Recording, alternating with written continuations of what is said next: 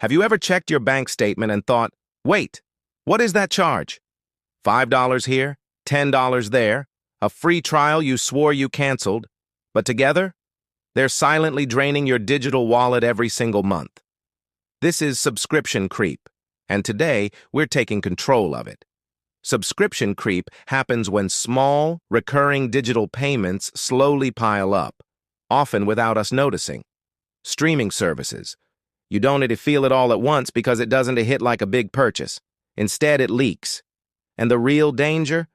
Most of these subscriptions are designed to be forgotten. They're set up so you sign up, maybe get a free trial, and then the small payments just start happening, month after month. It's a slow drain that most people don't even realize is happening until it's too late. The convenience of automatic billing means you're never actively making the choice to pay again. It just happens. This isn't an accident. It's a business model, and it's incredibly effective at separating you from your money little by little. So why is it so hard to notice? Subscription creep thrives on three things. First, automation. Auto-billing removes friction. There's no reminder, no decision to make, just charge accepted. Your bank account gets a little lighter, and you don't even have to lift a finger. Second, low monthly pricing. A charge for $4.99 doesn't feel threatening. It's less than a fancy coffee. But multiply that by 10 different subscriptions over 12 months, and suddenly you're paying hundreds and hundreds of dollars for things you might not even be using. Third, digital overload. We use so many apps and services that tracking them all manually feels completely exhausting. So we just don't. We let them run in the background, assuming it's not a big deal. Companies absolutely know this. They build their entire pricing models around this combination of automation, low-cost perception, and our own digital fatigue. They're banking on you forgetting. Let's do a quick reality check on the true cost of just $9.99. One single subscription at $9.99 a month costs you nearly $120 a year. That's not nothing. Now, what if you have 5 of those? That's almost $600 a year. 10 of them? You're looking at over $1,200 a year. For perspective, that's a plane ticket for a vacation. It's a serious boost to your emergency fund. It's more than enough to start a small investment portfolio. That money could be working for you, growing over time, instead of just disappearing into the pockets of companies for services you've forgotten about. Subscription creep doesn't feel expensive in the moment, until you zoom out and see the bigger picture. When you add it all up, the numbers are often shocking. It's a classic case of death by 1,000 cuts, but for your wallet. So, what are some of the most common subscriptions people forget they're even paying for? Here's a list that might sound a little too familiar. First, there are the free trials that quietly converted to paid plans. You signed up, got a week or a month for free, and then the billing started automatically. Then there are duplicate streaming services. Maybe you have both Hulu and Peacock but only ever watch one. How about cloud storage you upgraded once for a big file and never downgraded? Or fitness and meditation apps you were really into for a month but haven't opened since? Let's not forget those niche AI tools or design software you needed for just one project. And of course, the premium versions of apps you rarely even open. The worst culprits are often the annual subscriptions. They're billed once a year, making them incredibly easy to forget until that big charge hits your account again.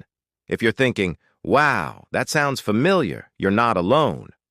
All right, here's how to regain control, step by step. It's time for a subscription audit. Step 1. Check your bank and credit card statements. Don't just look at last month, go back at least 3 months, maybe even 6.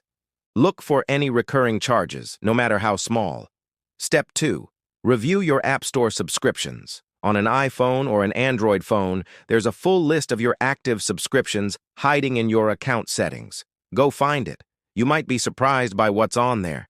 Step 3. Search your email inbox. Type in keywords like receipt, subscription, welcome to, or your trial is ending.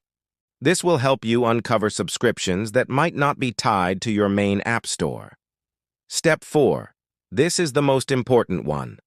Ask one simple question for each subscription you find. Did I use this in the last 30 days? If the answer is no, cancel it. The momentum you build by canceling one or two will make it easier to cut the rest. Now, not all subscriptions are bad. Some genuinely save you time, reduce your stress, or improve your life in a meaningful way. Those are the keepers.